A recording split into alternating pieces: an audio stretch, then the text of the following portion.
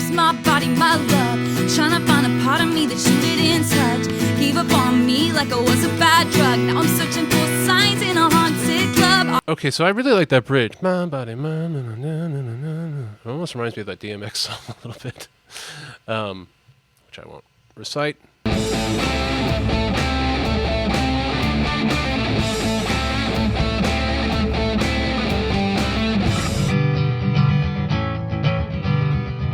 Early one morning, the sun was shining.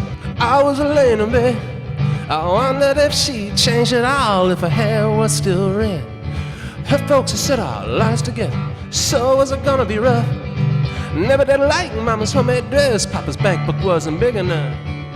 I was standing on the side of the road, rain falling on my shoes. Heading out for the East Coast, Lord knows I paid some dues. Getting through, tangled up in blue. Hi guys, welcome back to my channel. You might notice a few changes about me. One is I've put my full name down as my channel name. I'm no longer Andy. Yes, some people do call me Andy, but in general I'm Andrew, and I'm just going with Andrew because it's easier, it's more genuine, etc.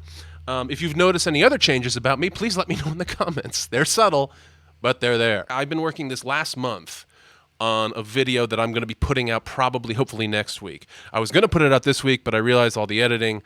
So today I am jumping back into the Taylor Swift fold. We are going back into the Tiny Desk concert.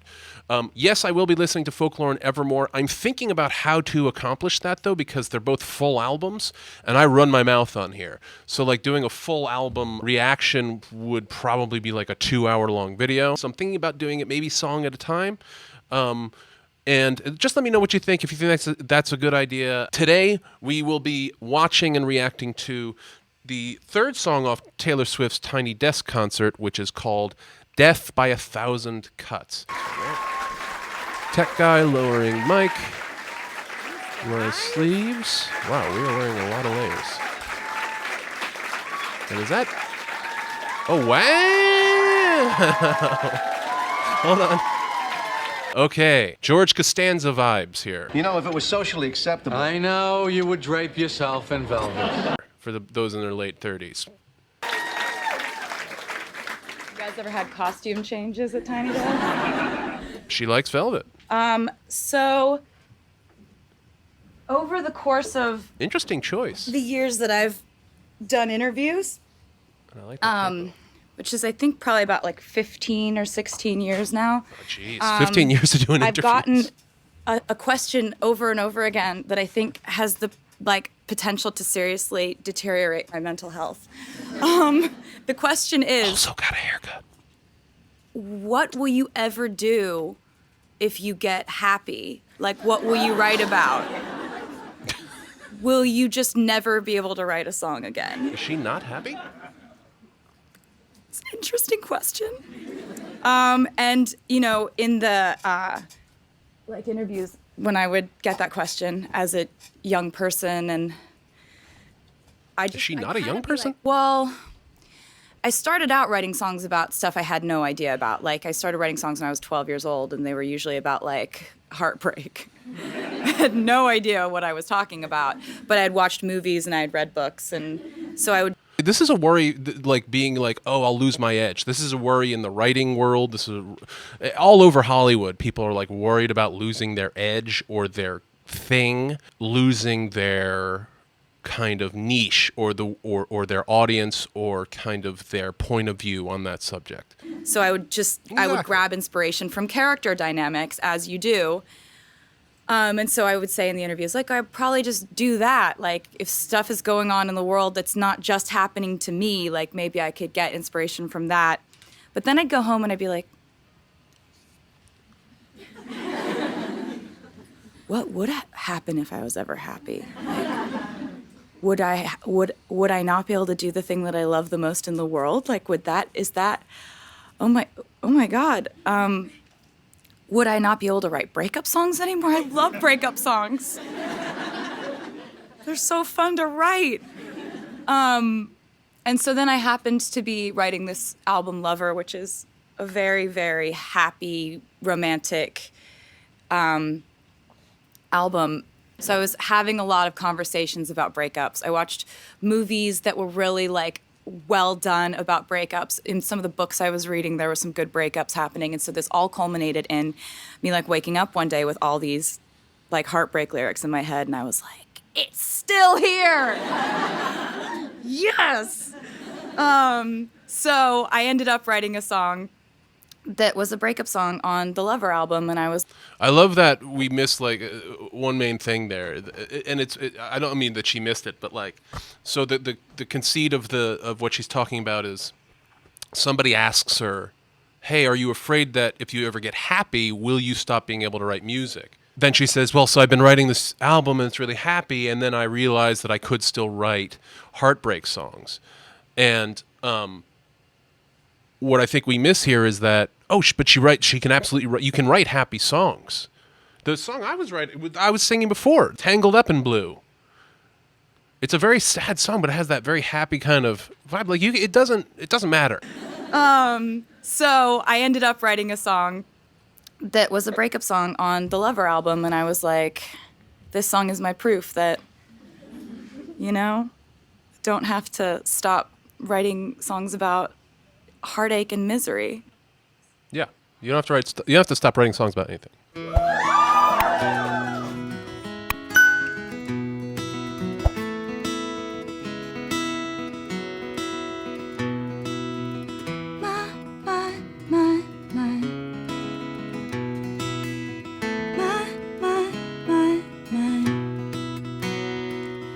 Saying goodbye is death by 1,000 cuts. Flashbacks waking me up.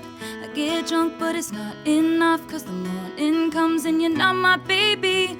I look through the windows of this love, even though we boarded them up. Chandeliers still flickering here, 'cause I can't pretend it's okay when it's not.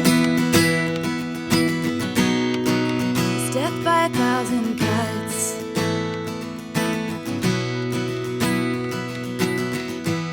I dress to kill my time.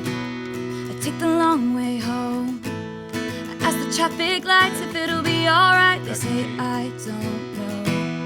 And what once was ours is no one's now. I see you everywhere. The only thing we share is this small town. You said it was a great love, one for the ages. But if the story's over, why am I still writing pages? 'Cause saying goodbye is death by 1,000 cuts. Flashbacks waking me up. I get drunk, but it's not enough, 'cause the morning comes and you're not my baby. I look through the windows of this love, even though we boarded them up. Chandeliers still flickering here, 'cause I can't pretend it's okay when it's not.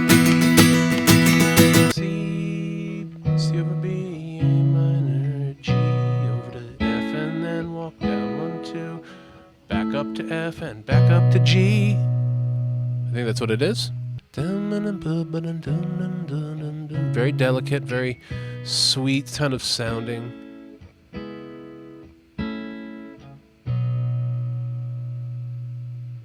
Like when people said, "Oh, do Death by 1,000 Cuts," I thought it was going to be a song like I thought it was going to be all minor chords and just the saddest chord of all time, D minor. Maybe it would be a D minor song, but it's in C, I believe,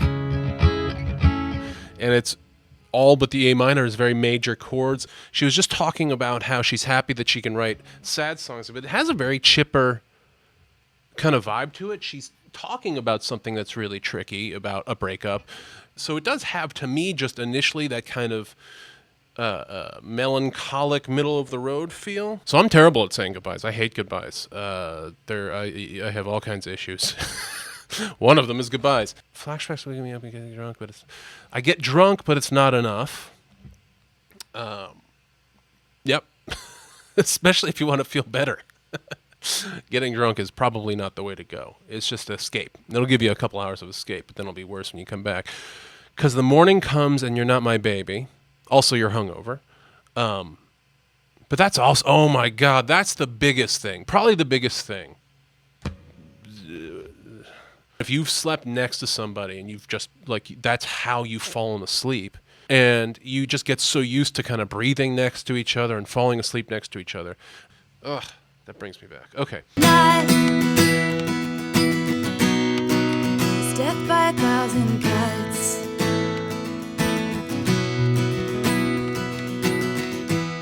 I dress to kill my time. I take the long way home. I ask the traffic lights if it'll be alright. They say I don't know. And what once was ours is no one's now. I see you everywhere. The only thing we share is this small town. You said it was a great love, one for the ages.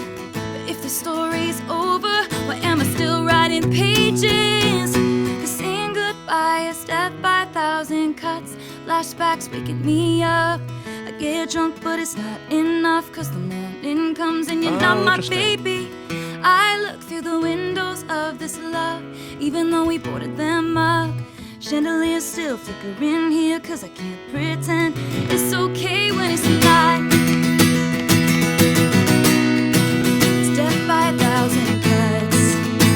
Okay, interesting. So that's something else I didn't notice before. It looks like she's doing that walk down.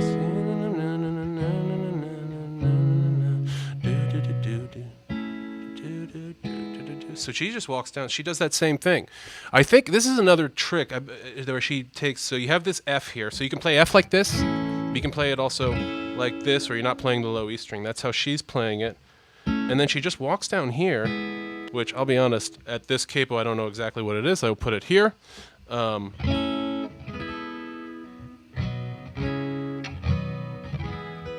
She sounds much more like the songs that she writes, the way she resolves her melodies and things, sounds much more kind of late 60s folky to me. Kind of like Dylan, kind of like Paul Simon. Obviously, her style is different. It's much kind of more modern, contemporary pop. I dress to kill my time. Interesting, because she seems like somebody who really likes to, put on nice clothing. She's killing time.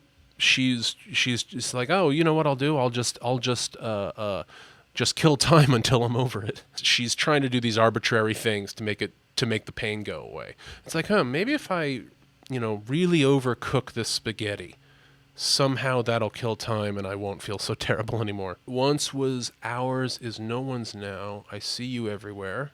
That's true, man. Like, especially if you're just out of a breakup, every song is about that person. And every show you watch and every movie you watch and everything you involve yourself in is about that person. Holy cow.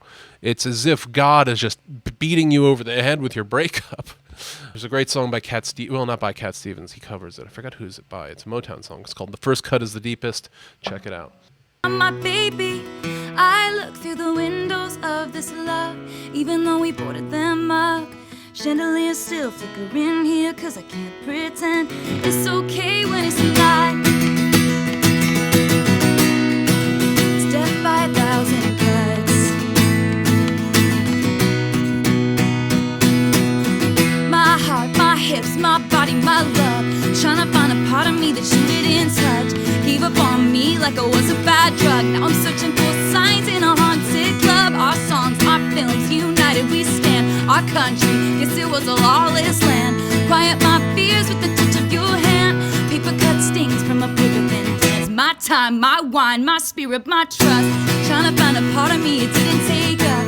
Gave you too much, but it wasn't enough. But I'll be alright, it's just 1,000 cuts. Like that bridge there. Get drunk, but it's not enough. 'Cause you're not my baby. I look through the windows of this love, even though we boarded them up. Chandeliers still flickering here, 'cause I can't pretend it's okay when it's not. No, it's not. It's death by 1,000 cuts.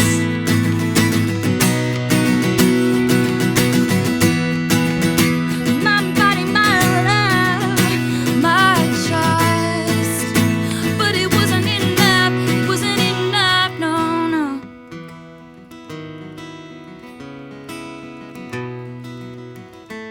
I ask the traffic lights if it'll be alright. They say I don't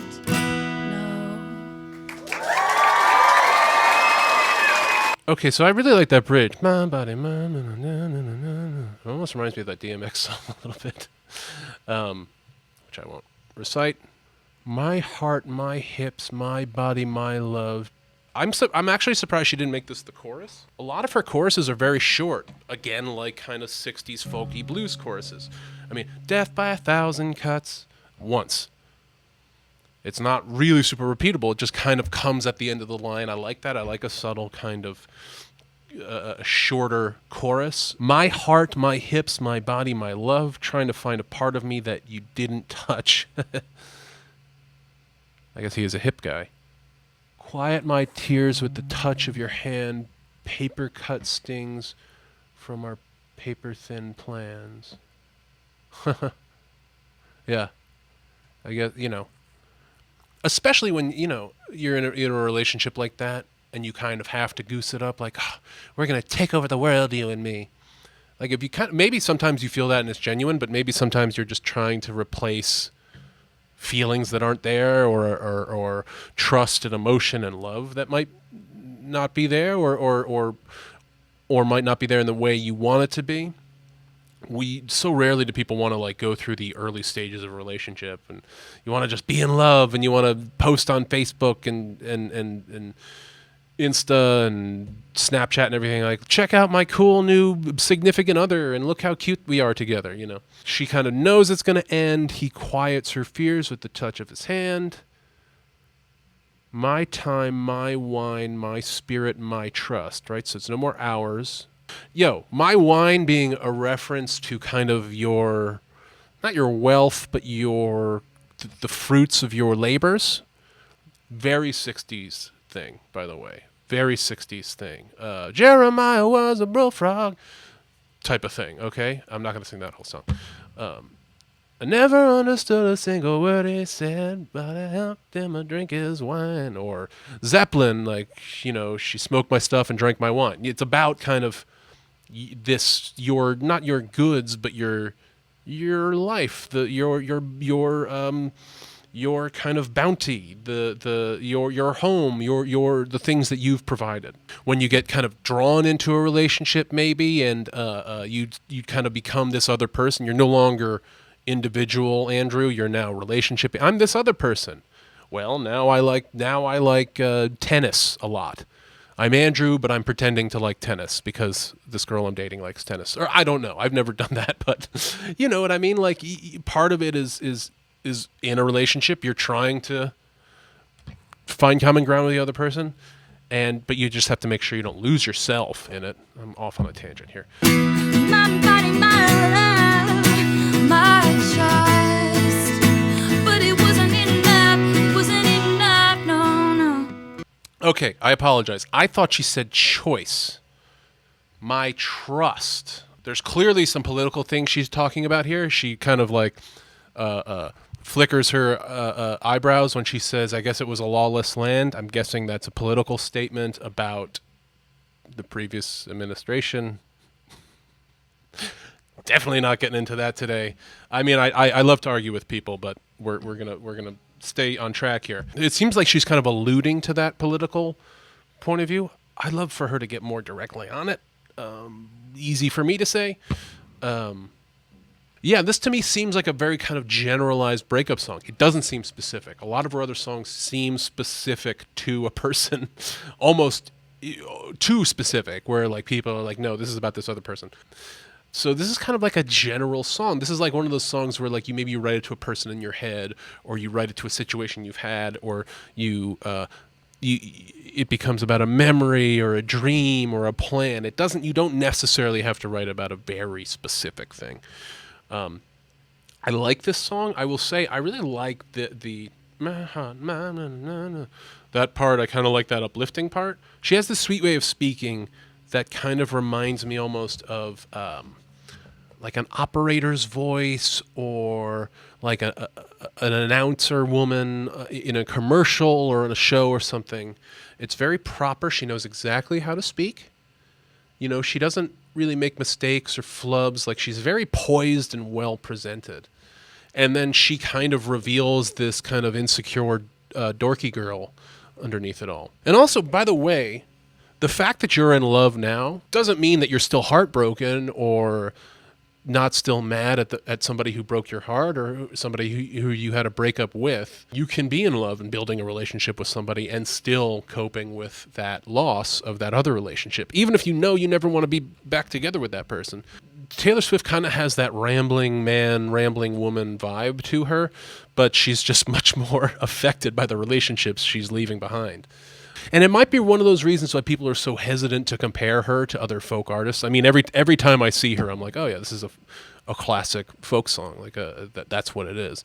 I don't know why people don't call her that. Probably because she's like too pretty and put together, and we think of folk people as not that pretty and not that put together, which is a fair thing. She's also she is very focused on her image, and she's very focused on her career. Those are probably not things that are associated with the folk audience or the folk movement, the folk kind of classic rock movement. I'm not judging those things. She's so kind of pretty and poised, and it takes you for a second like, oh no, this is a secret nerd. This is a secret dork who just happens to have this kind of presentation to them. I'm glad I did this today. This is really fun because I've just been stuck editing this other giant video that I've been shooting for a month on guitar, on another subject. There will definitely be more Taylor Swift videos coming up. I will. So again, let me know in the comments how you'd like me to do Folklore and Evermore. Thanks for recommending this song. Always keep recommending other songs and other artists to me. I will start to slowly incorporate other artists into the fold. We'll keep going with Taylor Swift. She's a very prolific artist. She has tons of music out there. Again, I love all the support, and I love all the positivity, and I love you guys just being patient with me not knowing all this stuff about different people.